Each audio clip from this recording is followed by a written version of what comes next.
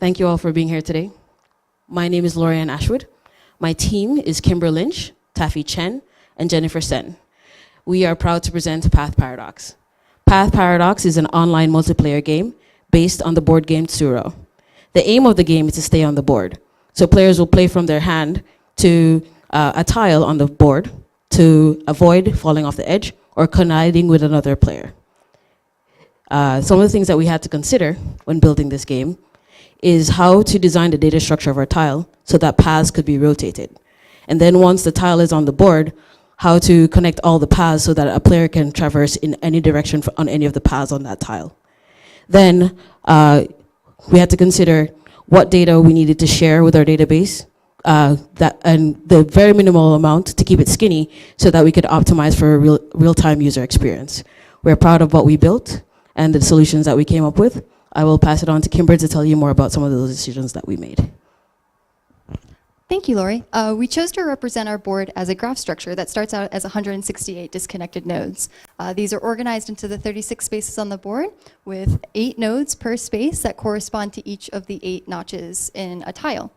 When a node borders 2 spaces, they are shared and referenced by both parent spaces. When a player chooses to place a tile, the first thing that happens is that tile selection and the chosen rotation is stored in Firebase, and then it is broadcast to all of the other players, including herself.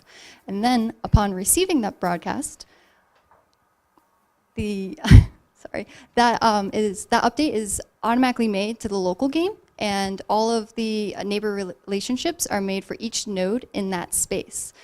This creates a collection of linked lists that can be traversed in any direction and represent the paths on the board. And I will let Taffy explain a little bit further on player movement. Thanks, Kimber. A player's marker moves from the current node to its neighbor node. And if a node has 2 neighbors, the marker will move on the path that has not yet been traveled. As you can see there. If there's a connecting path, the marker will move to the end of the extended path. And any tile that creates a path in front of a marker will automatically move that marker. So as you can see here, this could be useful when you're trying to push other players off the board, because 2 players would be moved on the same tile. If a player's marker falls on the edge of the board, that player has lost. And if 2 players collide on the same path, they both lose. And all these movements are sent to Firebase and broadcast to the players. Next, Jennifer will talk more about how we leverage Firebase for its real-time capabilities. Thank you, Taffy. One thing that was important for us was to be able to provide seamless updating across players throughout the game. We utilized Firebase for this reason, as it was optimized for storing and syncing all the necessary data needed for each player to transition across the game states instantaneously. One of our biggest challenges was figuring out the optimal way to structure the data so that it was flat, allowing data retrieval to be quick throughout the game.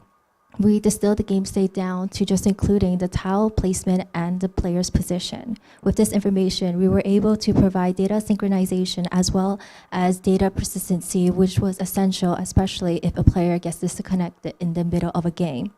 After working on this project for the last 2 weeks, we were super thrilled to share it with you all. We hope you will try it out at pathparadox.com. We thank you for listening, and we welcome any questions you may have.